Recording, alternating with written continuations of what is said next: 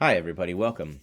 This next unit we call Retreat from Democracy because it's characterized by the rise of fascism in Italy and Germany in the late 1920s and early 1930s.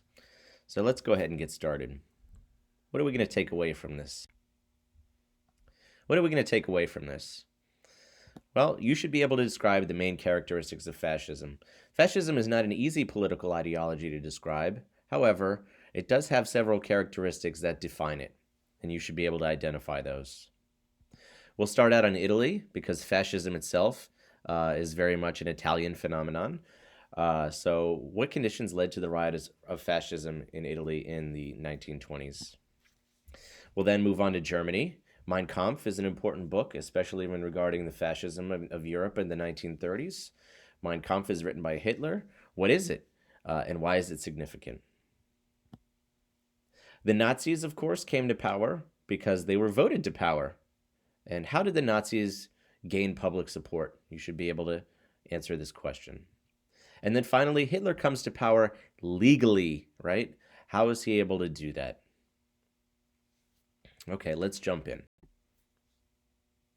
Let's go ahead and define the term fascism. Now, fascism itself as a political ideology is not easy to define. Historians and political scientists disagree on a standard definition for fascism, but for our purposes, we're going to define fascism as a form of radical authoritarian nationalism that is anti-liberal, anti-communist, and anti-conservative. Now you might think, well, if it's anti-everything, Kyle, then what is it? What is actually fascism? We'll get to that in a few moments when we talk about some of the characteristics of fascism. The word fascism itself is derived from the Latin word fascus, which describes this weapon here. This was not a weapon that was used in battle in ancient Rome, but rather it was a symbol of a magistrate's authority. So when a Roman official was elected to office in ancient Rome, this person was usually accompanied in public by bodyguards known as lectors, and each lector would carry a fascus, right? Now, the fascus obviously is not going to be a useful weapon in battle, but it's more of a symbolic weapon. It symbolizes the magistrate's authority in ancient Rome, in the sense that if you have one rod, it's broken easily. But here we can see the axe is surrounded by many rods, which means that it will not be broken easily. So the idea is to portray power and strength through collectivity.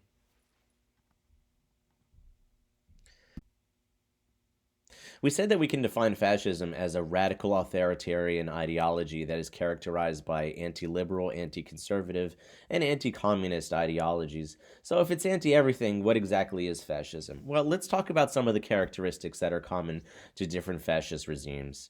And probably first and foremost, fascism is defined by a nationalist or tribalist ideology, right? In the sense that it emphasizes the nation or the race or the particular group of people as special, unique, superior, exceptional, right?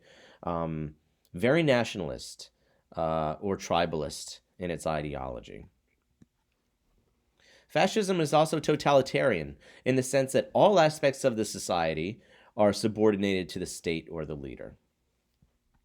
Because all aspects of society are subordinated to the state or the leader, we also see the development of a cult of state worship. Now, a cult, as you know, a cult is a type of small, like radicalized portion of a religion, right?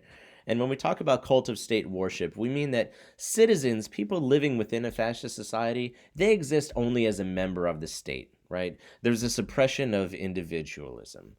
So we see all aspects of the society fall under control of the state or the leader, and there's kind of a worship of the state, right? You as an individual, you are not special, but you are merely a component of the state, something to be used by the state or something that should contribute to the state. This poster from Fascist Italy is a good representation of this idea of cult of state worship, right? Here we can see the date, December 18th, 1935, beneath a helmet. And the helmet is full of wedding rings, right? And we can see a woman hand here. She's preparing to drop her wedding ring in there. And the text at the bottom says, Wedding Ring Day. On December 18th, 1935, millions of Italians will give their wedding rings to contribute to the war effort. In return, they will receive an iron ring that records the date on which they gave their wedding ring on that Sunday. So the idea is that here, like for people, for many people, a wedding ring, this is sacred, for a sacred representation of their relationship. It's part of who they are as a person. But here the state is telling people that, hey, even your marriage is not sacred. You must give this symbol of your marriage up to the state. You must serve the state in this time of war. You are not important. We need your gold in order to fight the war effort.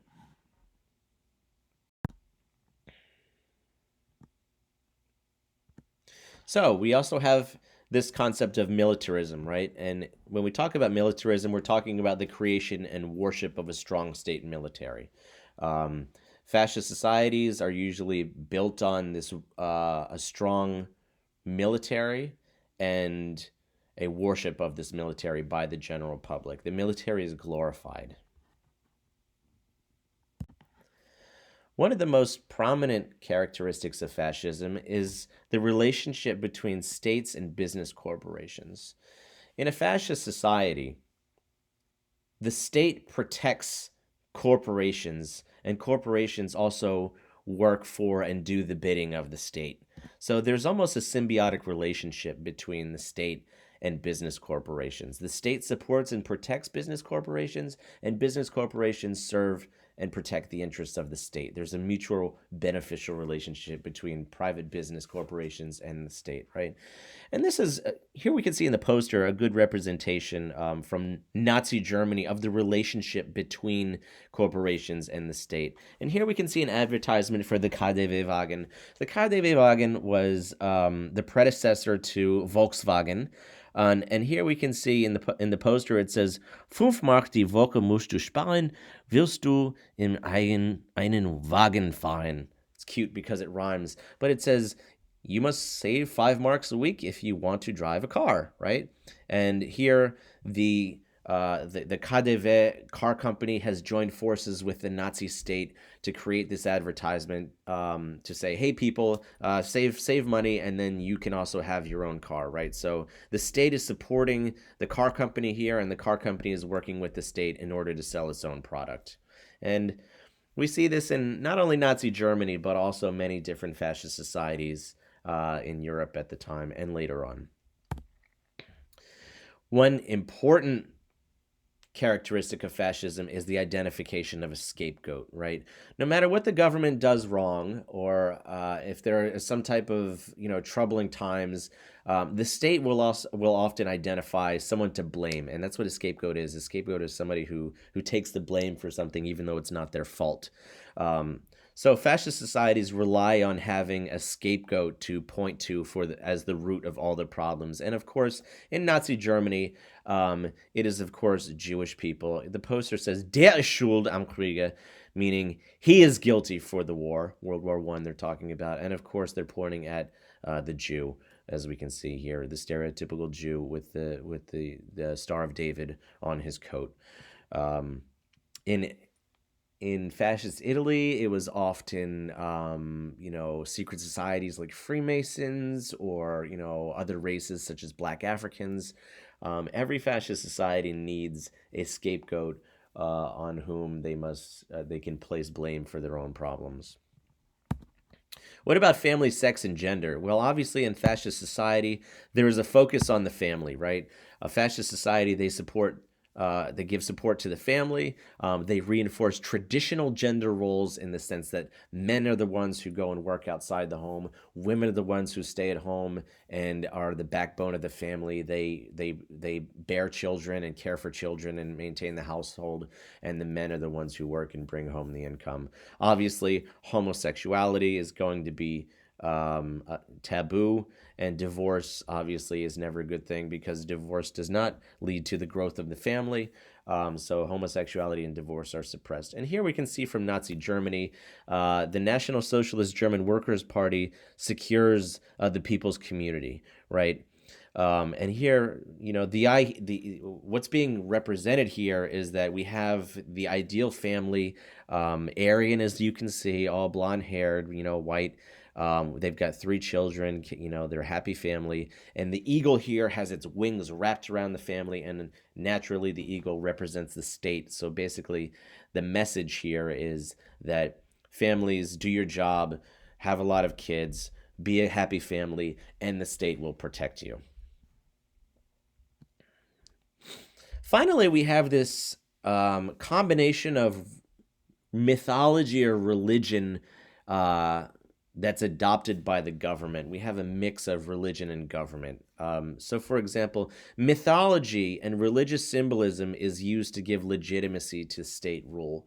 So, for example, in fascist Italy, Mussolini often referred back to the Roman Empire as something that was the heritage of his state regime, that his goal was to recreate something of the Roman Empire, whether it was true or not.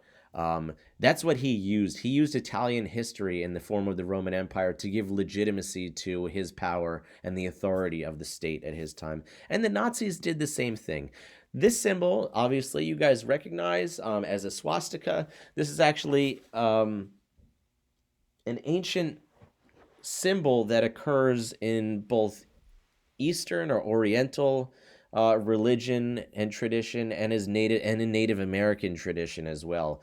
The swastika represents the sun. You can see it in Native American art. If you've been to a Hindu or Buddhist temple in Asia, East Asia or South Asia, you've probably seen this symbol before. It does represent the sun. And you might think, okay, well, why did Hitler take an East Asian symbol to represent his state, the Nazi state? Well, this is because Hitler believed that the Aryan nation, what he believed pure Germans to be, the Aryans actually came from India or Nepal thousands of years ago. Hitler believed that the Aryans were the first original, quote unquote, true race, and that Germans were descended from this original race. And the swastika represented the Aryan people that came from India and Nepal thousands of years ago.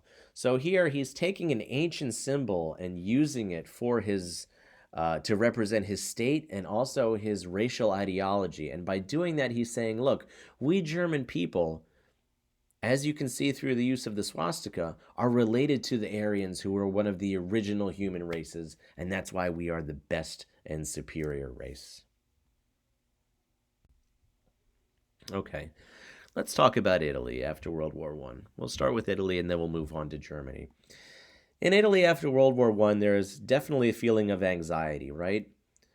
In the 1920s, Italy is also affected by the economic depression that's a result of Germany's hyperinflation, the printing of the money, which we talked about. Many European countries, especially the Allies, are in debt because of the high debts they incurred during World War I.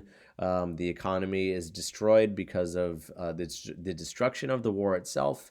So we have economic depression in Italy. Italy also had hoped, and we talked about this in class, Italy switched sides from being on the Central Powers to the Allied powers at the beginning of World War I. And Italy had hoped that it would get more gains of land and money if it had switched to the Allied side, the winning side. And the Allies were the winners of the war. However, Italy doesn't get what it had expected to as a result of the Versailles Treaty. They thought they were going to get more land, but they did not. So there's a feeling of anger and resentment in Italy at the Allied powers because they did not get what they felt was deserved to them for contributing to the Allied effort in the war. There's also weak government. A little side comment here. Is there ever a strong government in Italy? Probably not. But the weak government is definitely creates a power vacuum. And as a result, we see the rise of the militant left. And by left, I mean the socialist and the communist. And we've talked about this again and again in class, that when you have a weak government and society is impoverished, they're poor, and there's not strong leadership, and people feel like they're left behind, socialism is a really attractive ideology for those people. So, of course, at this time, especially after World War I, 1920s, we see the rise of the popularity of socialist and communist parties in Italy, right? Now, by 1920, with the rise in socialist or communist parties in Italy, we see that these communist groups begin attacking industrial centers in northern Italy. If you know anything about Italy, the northern portion of Italy is highly industrialized and is very prosperous because of this industrialization. But northern Italy has all the factories and all of those things. And because northern Italy has all of these factories and industrial centers are symbols of capitalism for socialists. So what happens in the early 1920s is that you have these radical communist and socialist groups attacking factories and other production centers in northern Italy because they are symbols of capitalist oppression to them, right? So we see the disruption of production in northern Italy in the early 1920s because of these socialist militant attacks. And as a reaction to that, we see the creation of black shirt paramilitary brigades. Paramilitary means it's not sanctioned by the state, but they are military groups that are formed by citizens, right? And in order to fight these communists, these socialists who are attacking industrial bases in northern Italy, we have these black shirts that come together, and they're called black shirts obviously because they wear black shirts. And these are the first fascists, right? These guys we can see here, they get together, they're organized, they wear these kind of military uniforms, and basically their job is to go out and beat up communists and kill communists wherever they see them, right? They're a reaction against the rise of popular socialist and communist groups in Italy at this time. In the early 1920s, we see the rise of a political figure named Benito Mussolini. Here he is. Mussolini referred to himself as Il Duce, the Duke in English. And in 1920, he becomes leader of the fascists. Now, how he became leader of the fascists is actually kind of an interesting story. During World War I, Mussolini is drafted by and fights for the Italian army against the Austro-Hungarians. After the war, he is a sworn socialist, and he works for a socialist party. He runs the newspaper that publishes socialist publications for this party. But eventually what happens is that he's kicked out of this socialist party. And kind of as a reaction and the result of his anger of being expelled from the Socialist Party, he joins the fascists and he becomes the leader of the fascists. So it's kind of a funny tale that Mussolini goes from being a socialist to a fascist. But as we'll see, fascism does have components of socialism within it. Fun fact, Mussolini was originally trained to be an elementary teacher. So that should go as a lesson to you that you should always be nice to your teachers, because if you're not, you never know if they might become a fascist dictator. In 1922, Mussolini leads what is known as the March on Rome, right?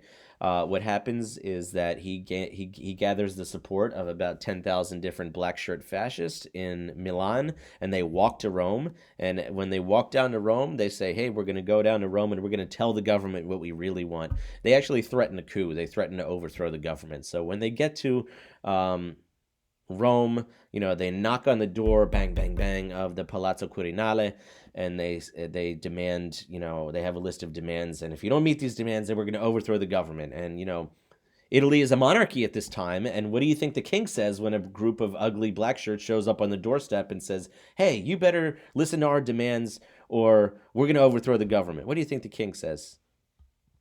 Okay, fine, get in here.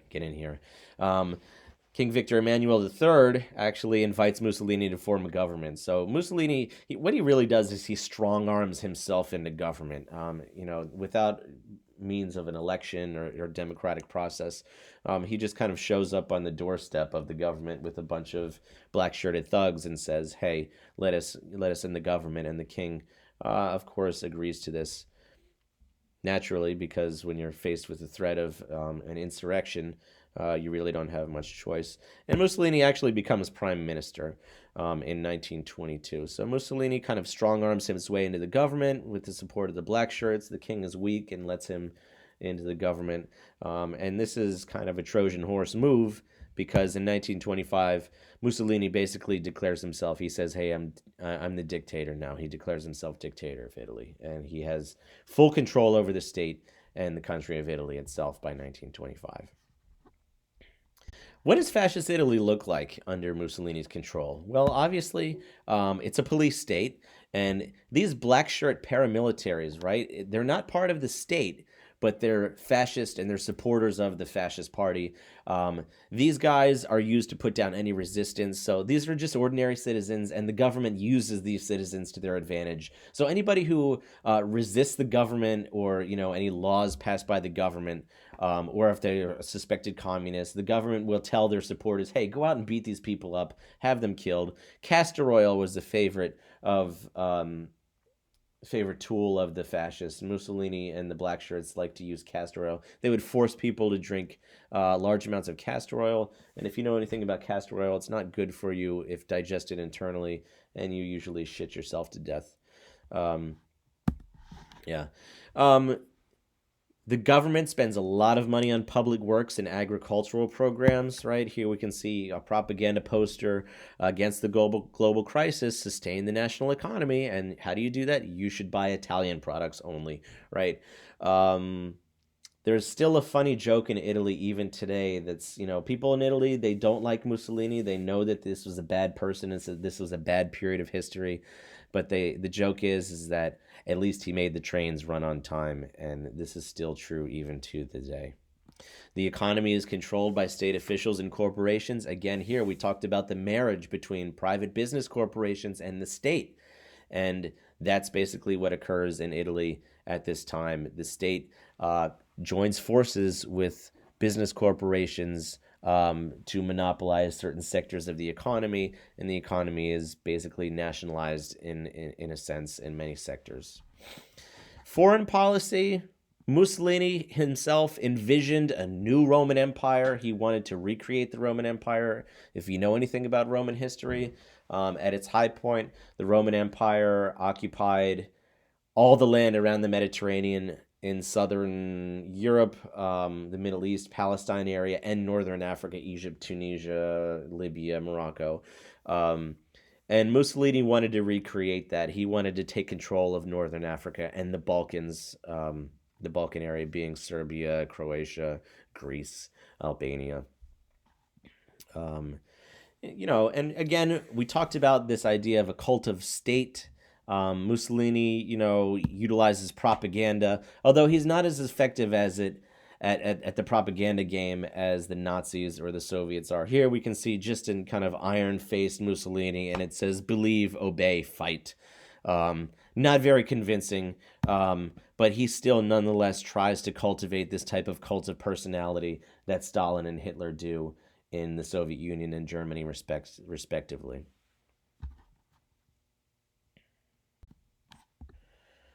Now let's go ahead and move north to Germany after World War One. And what's going on in Germany after World War One? We discussed this already in class. Weimar Germany is damaged by economic depression. Remember, Weimar Germany, at one point, they tried to print their way out of an economic crisis by printing money, and the money became useless. Here we can see a street sweeper is sweeping up useless Deutschmarks. And Weimar Germany was characterized by constant political and economic crises, one after the other. And of course, we mentioned this earlier that when you have repeated political and economic crises, as occurred in Weimar Germany, it leaves a power vacuum. A power vacuum meaning that there's no strong sense, there's no strong leadership there to lead the country forward. And of course, what you get in those situations is usually a radical person who comes in and takes leadership, like Adolf Hitler, right? Adolf Hitler, fascinating historical figure. No one can debate that. He is actually from Austria, and during World War One, he escapes from Austria and goes to Germany and joins the German army. He fights for the German army in World War One. After the war, he becomes the leader of the National Socialist German Workers' Party, Nationalsozialistische Deutsche Arbeitspartei, NSDAP, or the Nazi Party as it's abbreviated, in 1924. In 1923, the year prior, he's involved with the Nazi Party, and he's involved in what's known as the Beer Hall Putsch, right? In Munich, if you haven't been there, in Munich, there's a big beer hall. And what happens at the beer hall is that Hitler and other Nazi members, they storm the beer hall, because this is where the beer hall is right across from the town hall. And after the people who work in the town hall get off work, they go to the beer hall to drink. So after the government gets off work in Munich and they go to the beer hall to drink, Hitler and the Nazis, they dash into the beer hall, and they've got pistols and guns, and they demand, hey, we're going to take over the government, and you've got to do all these things. They're holding hostage the government, but, eventually the police come and arrest Hitler and all the Nazis. And this is basically a failed coup against the German government. So Hitler and his co-conspirators, after this failed coup, this failed attempt to take over the government, they are arrested and they're sent to prison. And while Hitler is in prison, he writes Mein Kampf, right? And Mein Kampf means my struggle in German. And Mein Kampf is an interesting book in the sense that it's a bizarre mix of Hitler's own paranoia and his anti-Semitism, and also his plan to create a racial society in Germany and Europe at large, right? So Mein Kampf is really the foundation for Hitler's vision for a future Germany that's based on race. It's important to remember that the Nazis and Hitler were democratically elected. And for many people living today, that's a difficult concept to understand, because people think, how could you vote for somebody who's such a racist and a bigot and all of these things? Well, guys, you have to keep in mind that Germany had gone through political and economic crises again and again in the 1920s. And they were looking for strong leadership, right? So how is it that the Nazi Party was able to come to power? Well, they came to power democratically, right? And the Nazis were very clever politically, in the sense that they knew what to say to different social groups in order to get their support. So young members especially were targeted, right? The Nazi Party liked to recruit young members, young people, to represent the party, because if you see a political party in which many of the members are young, most people are going to support this, because they say, hey, this is something new, this is something fresh, this is something that's going to lead us into the future. So youth is a very important component of the Nazi Party message. The Nazis were also very good at playing on the needs and fears of different social classes. So the Nazis would basically go to different social classes and tell them what they wanted to hear. They would go to the poor people of Germany and they would say, hey, you know what? We are going to help you out. We're going to create social programs to make sure that you and your family are going to succeed. You'll have jobs, a chicken in every pot for you. We're going to support you. And the poor people like that. And then the Nazis would go to the richer class and they would say, hey, you know what? We know you're afraid of the communists that are coming to take your money and your position of power, and we're going to fight against the communists. So, of course, the rich party, they like to hear that too, and they're going to vote for the Nazi Party, right? Look at this election poster. And here we can see how the Nazis are playing on not only different social classes, but also racial ideology too. If you look at the top component, it says in German, but it looks like Hebrew. It says, we're voting for Hindenburg, who was the current president at the time. And of course, the people that they've shown here are, of course, the kind of stereotypical Jewish look, with the glasses, the mustache, the dark hair. They're also older looking as well, right? And then if you look at the bottom half of the poster, it says, we're voting for Hitler, right? And here we can see the people they've chosen are kind of younger looking. They've got a more German look to them. And at the very bottom of the poster, it says, look at these faces and you know where you belong. So definitely the Nazis are not only playing on class identity, but also racial identity too. And the message of this poster is, hey, if you want to vote for the Jew, if you want to vote for, the old class, then vote for Hindenburg. But if you want to vote for something new, and if you want to vote for the German, then you vote for Hitler, right? So of course the Nazis are vilifying, meaning they're making, they're portraying communists as enemies and the high finance, the bankers as enemies. And of course, as we see in the poster, they're portraying the German race as something special and unique.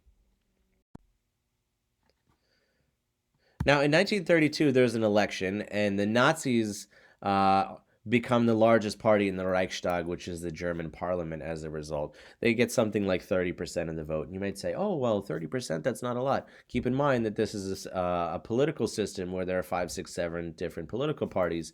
So, of course, the Nazis getting 30-some% of the vote is pretty significant, right?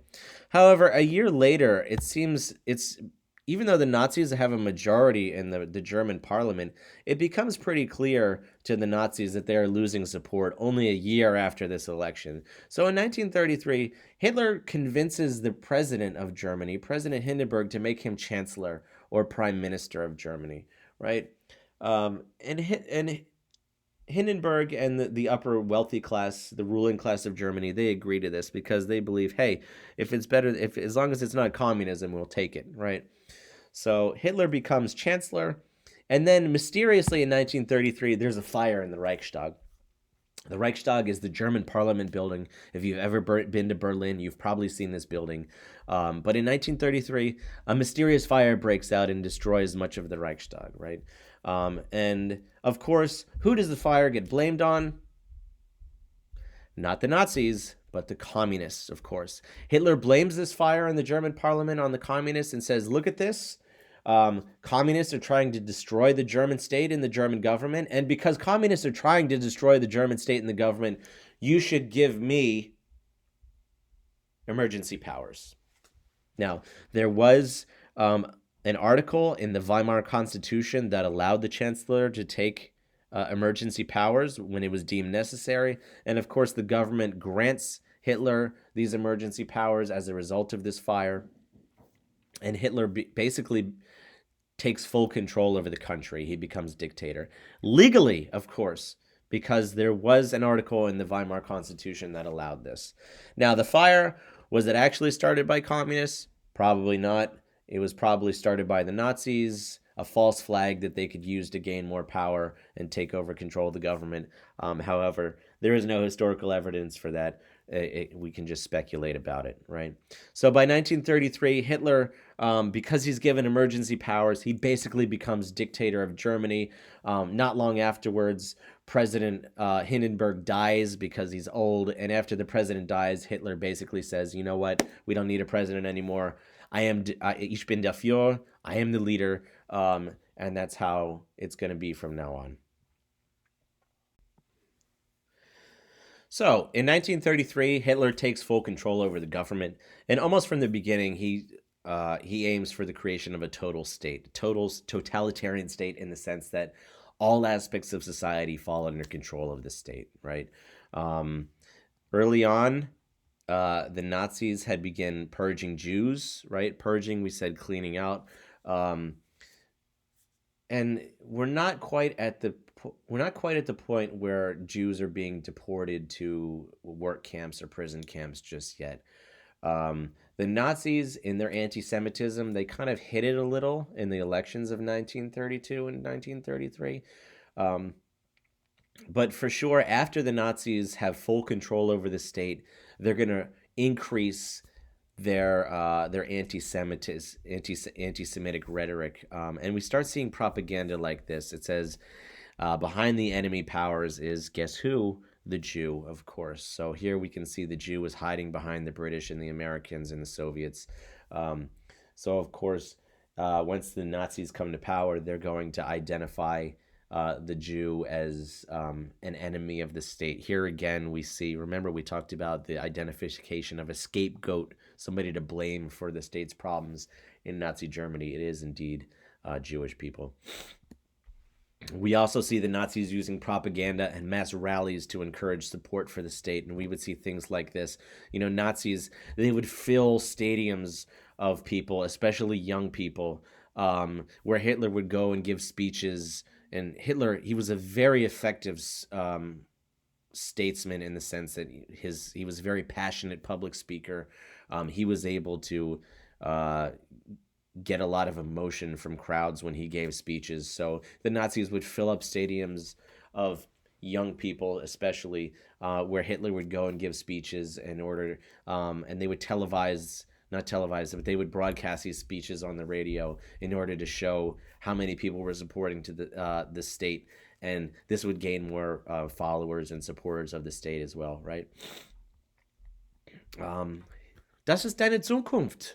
Here we can see your future. This means. Here we can see, the proud Aryan German here in his very slick uniform, um, um, and this is the goal of this is to appeal to people to try and join the SS, as the Schutzstaffel, the protection staff, the elite secret police of Nazi Germany. If you look on his collar, you can see the Zwei Blitzen, the two lightning bolts, the SS that represent the Schutzstaffel. And if you look on his hat, you can see actually there's a skull there, representing the death. These guys were often the death squads of the Nazis. But slick looking uniform. The uniforms were actually designed by Hugo Boss. You'll learn more about that in Paul's class later on. But let's talk about foreign policy. We'll finish up here. Foreign policy in the sense that the militarization, the Nazis started rebuilding their military, contrary to the Versailles Treaty. If you recall that the Versailles Treaty said that Germany could not have an air force, it could not have an army over 100,000 people. But Hitler says, I don't care. That's illegal. I want to rebuild up the military, because what Hitler envisions, as he outlined in his book Mein Kampf, is an Aryan Europe, a Europe that is a racially pure Europe, a Europe that is filled up with Aryan Germans, right?